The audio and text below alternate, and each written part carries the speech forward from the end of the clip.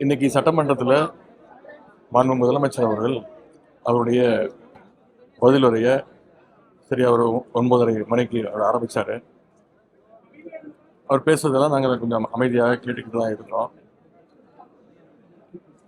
வழக்கம் போல் பிரச்சாரங்களில் பேசுகிற மாதிரி இந்த சினிமா பாணியில் தன்னுடைய ரெடி செய்யப்பட்ட அந்த டயலாகுக்கெல்லாம் பேசிக்கிட்டு இருந்தார்.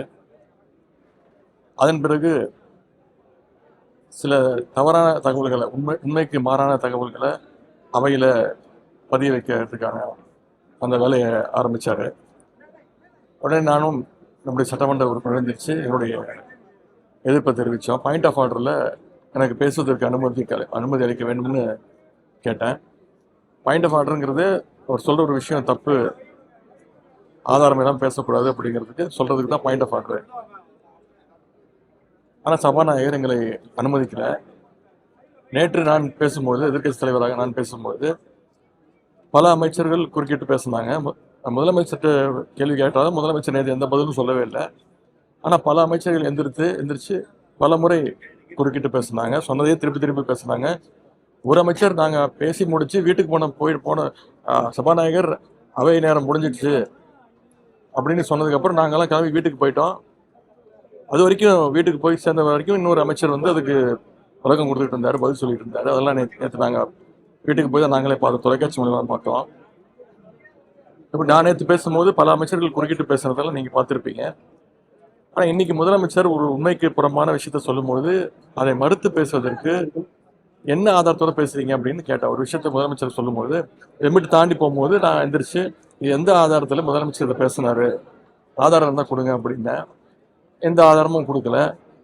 ஆனால் சபாநாயகர் முதலமைச்சர் மீண்டும் பேசுவார் அப்படின்னு அனுமதிச்சாரு. முதலமைச்சர் இன்னைக்கு ஒரு ஸ்கிரிப்ட் எடுத்துட்டு வந்திருக்காரு. அந்த ஸ்கிரிப்டை அவர் பேசி முடிக்கிற வரைக்கும் நான் யாருக்கும் பதில் சொல்ல மாட்டேன். அந்த ஃபுல் டைலாக், அந்த சீனோட டைலாக் பேசி முடிக்கிற வரைக்கும் யாரும் கட் சொல்லக்கூடாது அப்படிங்கிற மைண்ட் செட்லேயே ஒரு ஷூட்டிங் போனால் எப்படி இருப்பாரோ அதே மாதிரி இன்னைக்கு சட்டமன்றத்தை ஒரு ஷூட்டிங் ஸ்பாட்டாக அவர் இன்னைக்கு மாற்றி காட்டியிருக்கிறாரு. நேற்று நான் அவ்வளோ கேள்வி கேட்டேன். அப்போ ஒரு விட எதிர்த்து வாய் திறக்காத முதலமைச்சர் இன்னைக்கு ஃபுல் டைலாக்கையும் ஒப்பிச்சு இன்னைக்கு அதை முழுசா பேசியிருக்கிறாரு. தொடர்ந்து நீங்களும் ஊடகங்களும் செய்தியாளர்களும் அவர்கிட்ட கேள்வி கேட்க எவ்வளவோ முயற்சிகள் எடுத்துக்கிட்டு இருக்கீங்க. உங்களுக்கும் பதில் சொல்ல மாட்டேங்கிறாரு, அசம்பிளியில் எங்களுக்கும் பதில் சொல்ல மாட்டேங்கிறாரு. ஒரு முதலமைச்சராக நாங்கள் அவர்கிட்ட எதிர்பார்க்கறது, நாங்கள் கேட்குற கேள்விகளுக்கு மக்களுடைய கேள்வி தான் நாங்கள் கேட்குறோம். மக்களுடைய கேள்விகளுக்கு ஒரு முதலமைச்சர் பொறுப்பாக பதில் அளிக்க வேண்டும். இதுதான் நாங்கள் எதிர்பார்ப்பது, மக்களும் அவர்கிட்ட எதிர்பார்ப்பது.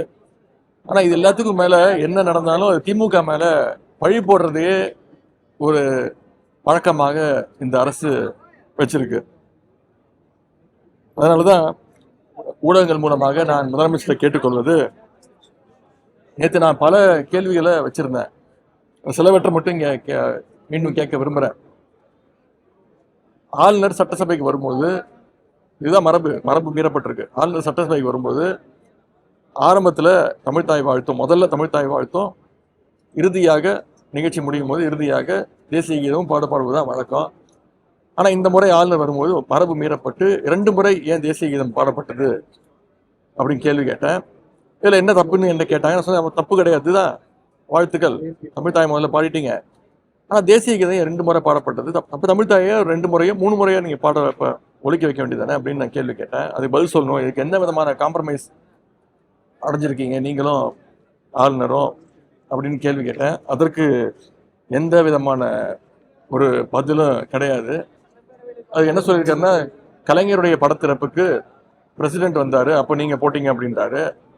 முதலமைச்சருக்கு இந்த புரோட்டோகால் கூட தெரியாமல் இருக்கிறது ரொம்ப வருத்தத்திற்குரிய ஒரு விஷயம். பிரசிடென்ட் வரும்போது பிரசிடென்ட்டுக்குன்னு ஒரு புரோட்டோகால் இருக்கு. ஆனால் ஆளுநருக்கு அப்படிலாம் கிடையாது. பிரசிடென்ட்டுக்குன்னு ஒரு புரோட்டோகால் இருக்கு. அந்த புரோட்டோகால் படி தான் அன்றைக்கு அந்த தேசிய கீதம் அன்னைக்கு பாடப்பட்டது. அதே மாதிரி நான் முதல்வன் திட்டம் கிட்டத்தட்ட 41 லட்சம் மாணவர்கள் பயன்பெற்று இருக்கிறாங்க, பல சாதனைகள் செஞ்சிருக்கிறாங்க. அந்த திட்டத்தை ஏன் முடக்கியிருக்கீங்க அப்படின்னு நான் கேட்ட கேள்விக்கு கண்ணாபின்னான்னு இஷ்டத்துக்கு ஒரு ஆதாரம் இல்லாமல், முறையான பதில் இல்லாமல் என்னென்னமோ குற்றச்சாட்டுகள்லாம் வைக்கிறாங்க. மின்வெட்டு தொடர்பாக கேட்கப்பட்ட கேள்விகளுக்கெல்லாம் மீண்டும் அதான் அவகாசம் கேட்குறாங்க.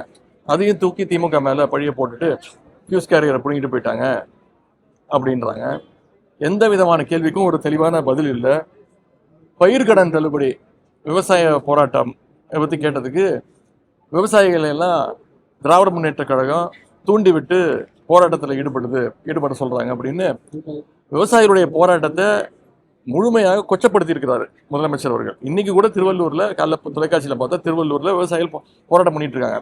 ஏன் இந்த விவசாயிகள் போராட்டத்தை திமுக தான் தூண்டி விடுதுன்னு விவசாயிகளை நம்முடைய முதலமைச்சர் அவர்கள் மிகவும் கேவலமாக கொச்சைப்படுத்தி கொண்டிருக்கிறார். சட்டம் ஒழுங்கு பிரச்சனை மீண்டும் அதற்கும் அதே பதில் தான், எனக்கு கொஞ்சம் அவகாசம் கொடுங்க அப்படின்னு. ஏன் டிஜிபி நீங்கள் வந்து அப்பாயின்ட் பண்ணல அப்படின்னு கேட்குறாரு. சரி நாங்கள் பண்ணல, அதுதான் மக்கள் உங்களை தேர்ந்தெடுத்துட்டாங்கல்ல, மாற்றம் அப்படின்னு சொன்னீங்கல்ல, ஒரே நாள் எல்லாத்தையும் கிழிச்சி எரிஞ்சிடுவேன்னு சொன்னீங்கல்ல, ஆட்சிக்கு வந்து அடுத்த நிமிஷமே எல்லாம் மாற்றுவேன்னு சொன்னீங்களே, இப்போ இந்த 40 நாளில் உங்களுடைய காவல்துறை எதை கிழிச்சிக்கிட்டு இருக்கிறாங்க அப்படிங்கிறதான் நாங்கள் கேட்கக்கூடிய கேள்வி. ஒவ்வொரு நாளும் வன்முறை சம்பவங்கள் அதிகரிச்சுட்டே இருக்கு. ஒரே நாளில் 24 சம்பவங்கள் நடந்திருக்கு. அதற்கெல்லாம் எந்த விதமான, இன்னும் சொல்லப்போனால் அவங்க ஆளுங்கட்சியை சேர்ந்தவங்களே அனைத்து குற்றச்சாட்டுகளையும் அவங்களே ஈடுபட்டு இருக்கிறாங்க. அதற்கான ஆதாரத்தை நான் இன்னைக்கு உங்ககிட்ட கொடுக்கறதுக்கு தயாராக இருக்கேன். நேற்று சபாநாயகர் ஆதாரம் தான் கொடுங்கன்னாங்க, ஆதாரம் கையில் வச்சிருக்கிறேன், ஆதாரத்தை உங்ககிட்ட கொடுக்குறேன். நாங்கள் யார் தயவுலையும் இல்லை, எங்கள் தயவுல தான் ஆட்சி நடக்குதுன்னு சும்மா சும்மா சொல்லாதீங்க, நாங்கள் எந்த தயவுலையும் கிடையாது அப்படின்றாரு. அப்படி இல்லைன்னா ஏன் வந்து ஆட்சி அமைஞ்ச உடனே போய் அண்ணா திராவிட முன்னேற்ற கழகத்துடைய ஒரு பிரிவு மட்டும் இவர் பார்த்தாரு. முதல்ல சோஃபா போச்சு, சோஃபாவுக்கு பின்னாடி இவர் போனார். ஒவ்வொரு கட்சி தலைவர் வீட்டுக்கு போகும்போதும் சோஃபா, புது சோஃபா போச்சு, அதெல்லாம் நீங்கள் பார்த்தீங்க. இப்போ அண்ணா திராவிட முன்னேற்ற கழகத்துடைய ஆட்சி அமைஞ்சதுலேருந்து இன்னைக்கு வரைக்கும் ஒவ்வொரு சட்டமன்ற உறுப்பினரை, அதுவும் அங்கே கட்சி அலுவலகத்தில் கூட கிடையாது, இங்கே சட்டமன்ற வளாகத்திலேயே போய் அமைச்சருடைய அறைகளே போய் கட்சியில் போய் சேர்ந்துட்டு இருக்கிறாங்க. இவங்க அமைச்சர் சட்டமன்ற உறுப்பினர் பதவியை ராஜினாமா பண்ணிட்டு மேலே அமைச்சரோட ரூம்லேயே போய் கட்சியில் சேர்ந்துக்கிறாங்க. அதான் பீரோ புல்லிங் மாதிரி இன்னைக்கு அதிமுக எம்எல்ஏஸை வந்து இன்றைக்கு கூட அரசு ஒவ்வொரு சட்டமன்ற உறுப்பினராக வந்து இழுத்துக்கிட்டு இருக்கிறாங்க.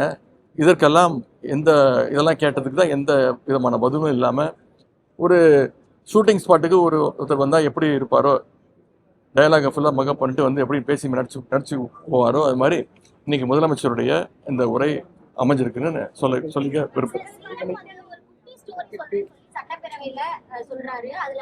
அதாங்க, அவரு audio launch function, trailer launch ஃபங்க்ஷன்லாம் இதுதான் அவருடைய பாணி. அதை தான் இங்கேயும் ஒரு கடைப்பிடிக்கிறாரு. சொல்லப்போனால் சட்டமன்றத்தை வந்து கிட்டத்தட்ட ஒரு சினிமா தேட்டர் மாதிரி ஆக்கிட்டாங்க. இன்னைக்கு விசில்லாம் அடிக்க ஆரம்பிச்சிட்டாங்க. இதெல்லாம் வந்து சபையே பார்க்காதது, விசில் அடிக்க ஆரம்பிச்சிட்டாங்க. இன்னும் ஒரு மினிஸ்டர்லாம் டான்ஸ்லாம் நேரத்தில் ஆட ஆரம்பிச்சிருவாருன்னு நினைக்கிறேன். பாட்டெல்லாம் போட்டு ஐட்டம் சாங்லாம் போடுவாங்க.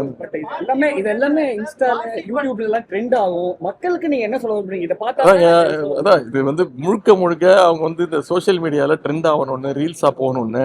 இன்னைக்கு முதலமைச்சரோட பேச்சை நீங்க எடுத்து பாத்தீங்கன்னா கிட்டத்தட்ட ஒரு அரை மணி நேரம் பேசியிருக்காருன்னா அதுல ஒரு 10 ரீல் தேரும். அது வந்து பிளான் பண்ணி தான் பண்றாங்க. இது ஃபுல்லா ஸ்கிரிப்டடா தான் இருக்கு.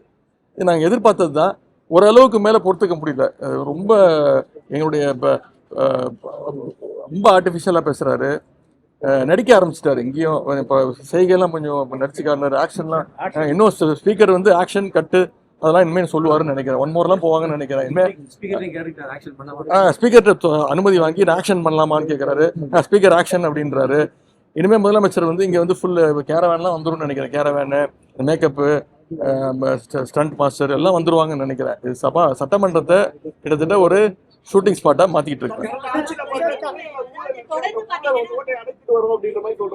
சரிங்க, சொல்லலாம்.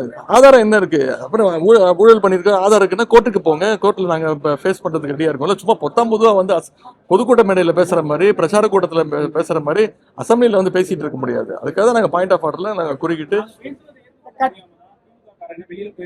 நீங்க இஷ்டத்துக்கு பேசுவீங்க, நாங்க உட்காந்து கேட்டுக்கிட்டு இருக்கணுமா? இஷ்டத்துக்கு பேசுவீங்க, நாங்க எல்லாத்தையும் கேட்டு இருக்க முடியுமா? இப்ப நீங்க உட்காந்துருக்கீங்களா, நீங்க வந்திருக்கீங்களா பத்திரிக்கை, நான் இங்க வந்து உட்காந்துட்டு உங்களெல்லாம் கண்ணாமண்ணு திட்டி அது கிட்ட வார்த்தைலாம் பேசினா நீங்களாம் ஒத்துப்பீங்களா? கோவம் வராது உங்களுக்கு? ஏன் அப்படி பேசுறீங்க கேட்பீங்கல்ல? அது மாதிரி தான் உங்ககிட்ட எப்படி பேசணும் ஒரு முறை இருக்கு. பத்திரிகை எப்படி பேசணும்? அவர் தான் பத்திரிகையாரே பார்த்தாலும் ஓடுறாரு. அவர் வந்து சினிமா ஷூட்டிங் தான்.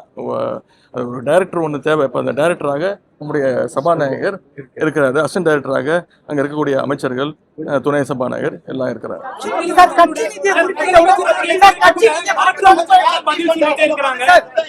பேரவை முடிந்த பிறகு கூட அமைச்சர் பேசுறாரு, இதான் அவை மரபுல ஏத்துக்கிறாங்க.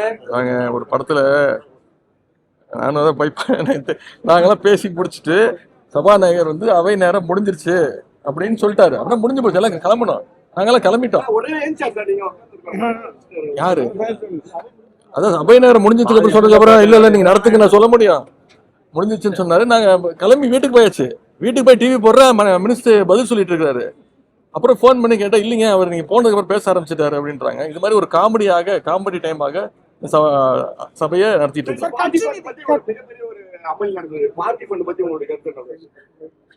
எந்த பார்ட்டி யாரு யாருக்கு கொடுத்தாங்க, ஏதாவது ஒரு ஆதாரம் இருக்கா? சும்மா பொத்தாம் பொதுவாக இப்படி ஒரு குற்றச்சாட்டு சொல்லும் போது ஒரு ஆதாரம் இருந்தா அதுக்கு நம்ம பதில் சொல்லலாம். அது நீங்க அதிமுக தான் கேட்கணும். ஏன் நீங்க அமைதியா இருக்கீங்க அவங்ககிட்ட கேட்கணும்.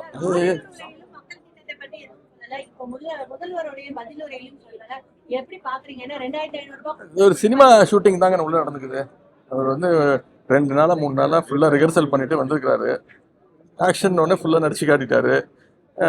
இப்போ அதாவது அவர் தேர்தல் வாக்குறுதியில என்ன சொன்னாரு, எது வரைக்கும் அந்த 4500 ரூபா வேலை வாய்ப்பு இல்லாதவங்களுக்கு 4500 ரூபா கொடுப்பேனாரு. அதை பத்தி எதுவுமே கிடையாது. நான் கேட்டேன், 6 மாசம் கழிச்சு தான் கொடுக்கணும், 6 மாசம் எடுத்துக்கோங்க, நிதி நிலைமை எல்லாம் சரி பண்ணிட்டு கொடுங்கன்னு சொன்னேன். ஆனா அதை பத்தி எந்த விதமான பதிலும் இல்லை. அதை பத்தி இல்ல. மகளிர் உரிமை தொகை 2500 ரூபா தரனாரு, அதை பத்தி இல்ல. கேஸ் சிலிண்டர் 6 சிலிண்டர்னாரு, அதை பத்தி வாயை திறக்கல. இது மாதிரி எந்த தேர்தல் வாக்குறுதியை பற்றியும் அவர் பேசவே இல்லை. திமுக ஆட்சியுடைய திட்டங்கள் தொடர்ந்துகிட்டு இருக்கு.